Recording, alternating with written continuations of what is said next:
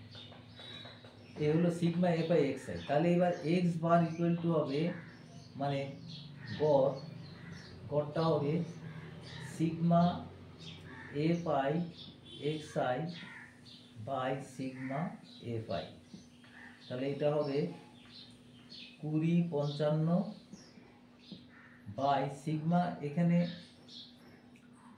যোগ করলে হচ্ছে সিগমা এফ আই যোগ করলে হচ্ছে 12 22 আর 25, 22 আর 15 37 47 50, হ্যাঁ 50 ঠিকই আছে 50। তাহলে এইটাকে 5 দিয়ে কাটলে কত হয় 10, 4 5 20, 1 1, মানে 411/10। তাহলে এটা হবে 41.1, এটাই অ্যান্সার 41.1।